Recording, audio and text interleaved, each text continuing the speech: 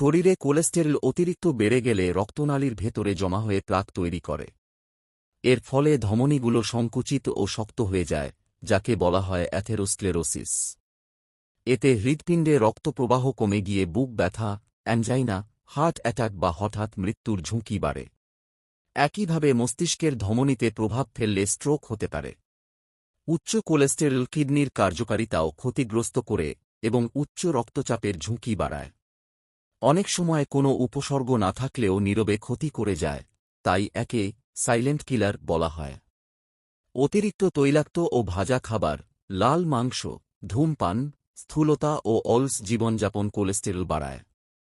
তাই স্বাস্থ্যকর খাদ্যাভ্যাস, নিয়মিত ব্যায়াম, ওজন নিয়ন্ত্রণ ও চিকিৎসকের পরামর্শ অনুযায়ী পরীক্ষা নিরীক্ষা করা জরুরি। কোলেস্টেরল নিয়ন্ত্রণে রাখলে হৃদরোগসহ বহু জটিলতা প্রতিরোধ করা সম্ভব। প্রয়োজন হলে কাছাকাছি কোন চিকিৎসকের পরামর্শ নিন।